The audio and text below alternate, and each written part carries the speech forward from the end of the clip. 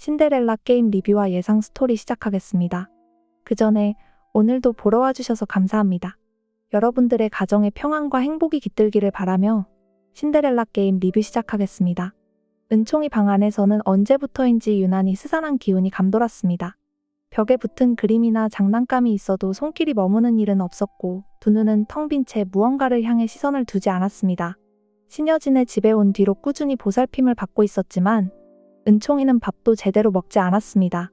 몸무게가 눈에 띄게 줄어들면서 손목과 볼은 한층 더 가늘어졌습니다. 신여진이 눈을 떼지 못하는 상황이 되고 나서야 손자가 보여주는 무기력과 이상 행동이 이미 보통이 아님을 뒤늦게 깨닫게 되었습니다. 밤이 깊어갈수록 은총이의 침실에서는 낮은 신음과 흐느낌이 새어나왔습니다. 신여진은 걱정스러운 마음에 방문을 살며시 열었습니다. 그 순간 신여진이 목격한 것은 은총이의 충격적인 모습이었습니다. 이게 지금 뭐하는 짓이야? 호되게 나무라는 소리가 번쩍 울려 퍼졌지만 은총이는 고개조차 들지 않았습니다. 마치 바닥에 얼어붙은 듯 작은 손이 떨리는 모습만이 희미하게 보일 뿐이었습니다. 신여진은 몸을 날려 은총이를 붙들고 즉시 의사를 불렀습니다. 곧 도착한 의사는 스트레스성 우울과 충동이 의심됩니다. 라고 진단했습니다. 아이가 매우 힘들어하고 있으니 장기적인 상담과 보호가 시급합니다. 그 말에 신여진은 깊은 한숨을 내쉬었습니다. 처음에는 구하나만 사라지면 손자는 안정될 것이라고 단순하게 생각했지만 은총이의 비명과 울부짖음은 점차 격렬해졌고 밥조차 거부하는 모습은 더 이상 감출 수 없는 심각함을 암시하고 있었습니다. 윤성호에게도 곧 소식이 전해졌습니다. 윤성호는 전화를 받자마자 자리에서 벌떡 일어섰습니다. 이제 외면할 수 없어.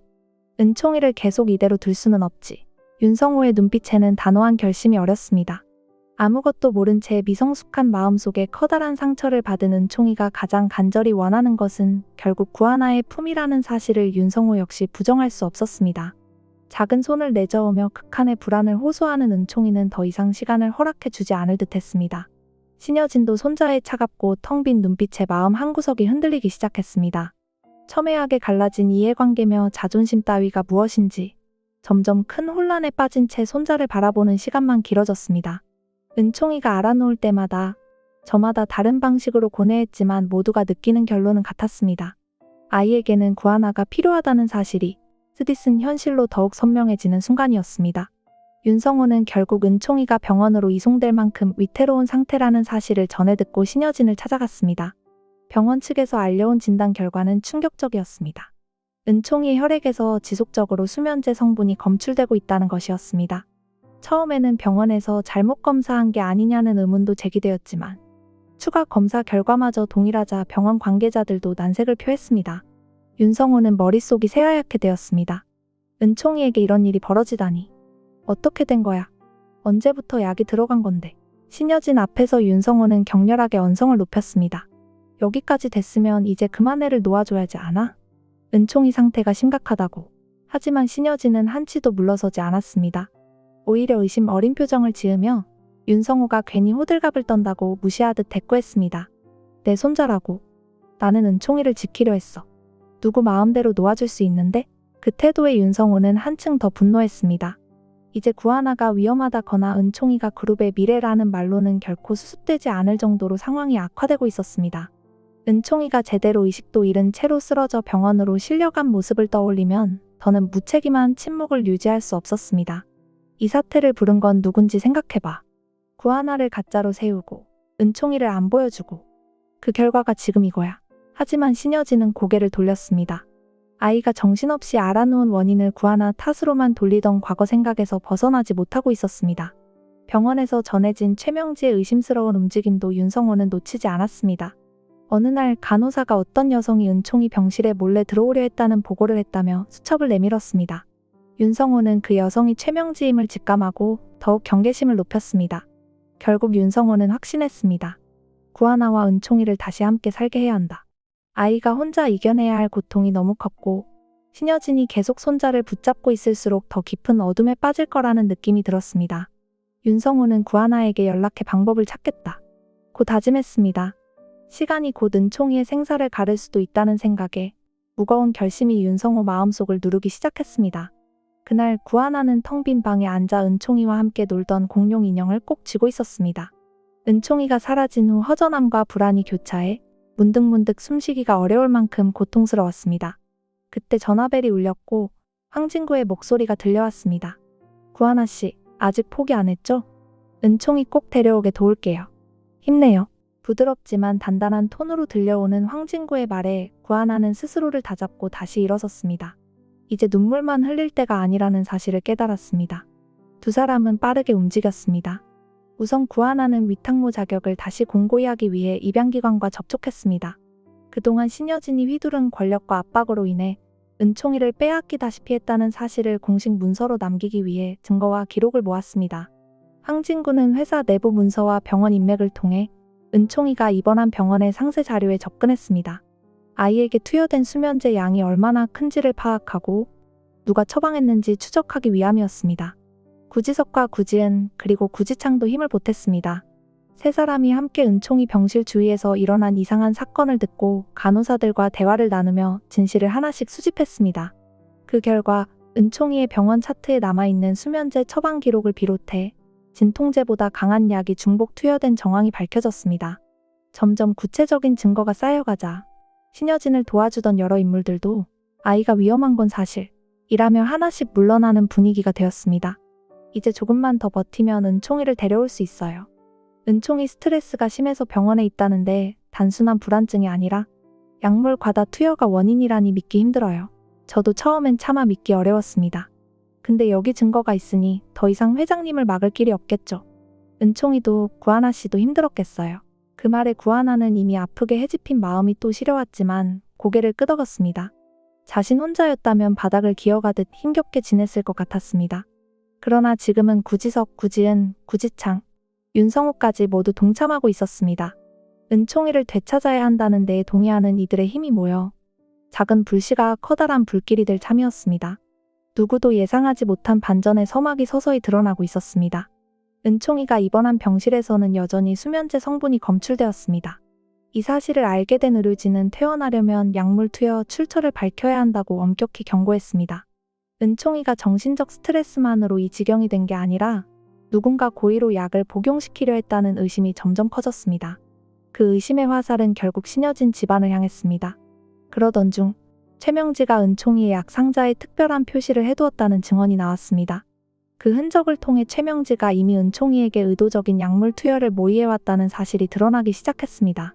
이 황당한 전개에 신여진은 치를 떨었습니다. 무슨 짓이야? 내 손자한테. 그러나 최명지는 대래 억울함을 호소하는 표정으로 신여진의 과거를 들춰냈습니다.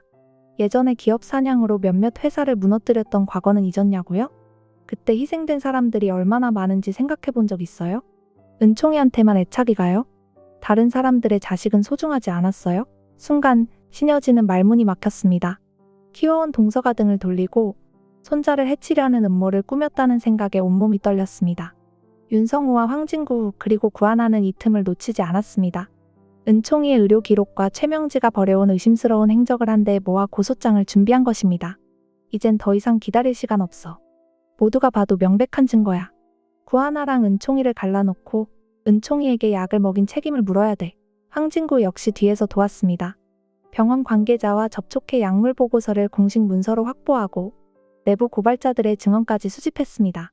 상황은 급속도로 변했고 신여진이 손자를 되찾기 위해 휘두르던 영향력도 힘을 잃어갔습니다. 한편 최명진은 오히려 신여진이 구하나와 짜고 가짜 딸을 세웠다면서 책임을 떠넘기려 했습니다. 그러나 이미 외부에 퍼진 증거들이 워낙 구체적이었고 구하나와 은총이의 안위를 걱정하는 목소리가 점점 커지자 최명지가 설 자리는 더욱 좁아졌습니다. 그리고 마침내 윤성호가 직접 취재진을 불러 폭로에 나서면서 신여진과 최명진은 더 이상 사건을 비밀리에 다룰 수 없게 되었습니다. 과거 구하나에게 씌워졌던 비난 역시 서서히 벗겨지는 조짐이 보였습니다. 은총이는 결국 정신적 위기가 심각해져 안전을 위해 정신병동에 격리되었습니다. 자해충동이 재발할 위험이 높아 면회조차 쉽지 않았습니다. 구하나는 그 사실을 듣고 가슴이 무너져 내렸습니다. 몇 번을 찾아가려 해도 의사 판단이 나오기 전에는 누구도 면회가 어렵다는 대답뿐이었습니다. 아무리 매달려도 꿈쩍 않던 병원 규정이 다행히 윤성우와 황진구의 노력으로 조금씩 풀리기 시작했습니다.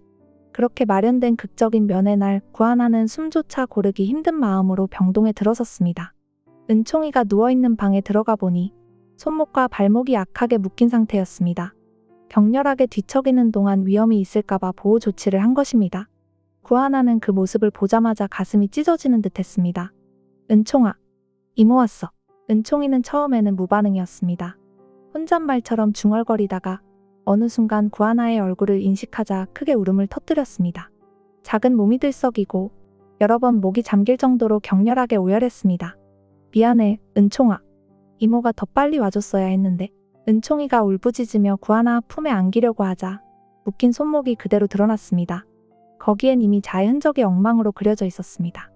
구하나의 눈에서는 눈물이 쏟아져 멈추지 않았습니다. 그때 병실 문이 열리고 윤성호가 산타 복장에 가까운 커다란 재킷을 걸치고 들어왔습니다. 할아버지가 돌아왔어, 은총아. 약속 지킬게. 2번 다시 이모랑 못 보게 하진 않아. 놀란 얼굴을 한 은총이는 살짝 눈길을 들어 윤성호를 바라보았습니다. 윤성호는 모자를 살짝 벗으며 진지한 표정을 지었습니다. 여기서 같이 살아갈 방법 마련해 줄게. 조금만 기다려줘. 그 순간 은총이의 눈동자에 어렴풋한 빛이 살아나는 듯 했습니다. 구하나는 아이를 부둥켜 안고 간신히 주저앉은 채로 함께 엉엉 울었습니다. 힘들었지. 정말 많이 힘들었지. 그 말을 수십 번 곱씹으며 구하나와 은총이는 간신히 서로를 의지해 숨을 고르기 시작했습니다. 그리고 그 목소리 너머에서 윤성호가 속삭였습니다. 이제 안전해질 거야. 정말이야.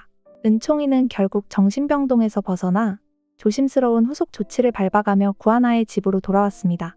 퇴원 과정에서 신여진의 반대가 있었지만 황진구와 윤성호가 합심해 법원에 긴급 보호명령을 이끌어내면서 은총이의 귀가는 현실이 되었습니다. 신여진도 처음에는 강하게 반발했지만 은총이의 상태가 워낙 심각했기에 결국 물러섰습니다. 최명진은 더 큰 파장을 막으려 갖은 발버둥을 쳤지만 자신이 벌인 행적이 언론과 수사기관에 점차 드러나면서 리어 자초한 일에 갇혀버렸습니다. 한때 기세등등했던 태도는 온데간데 없이 사라졌고 법적 제재를 피하기 위해 안간힘을 쓸 뿐이었습니다. 아이를 안고 돌아온 구하나는 새로 얻은 작은 집에 은총이를 눕히며 오래전처럼 함께 맞춰온 일상을 되살리려 애썼습니다.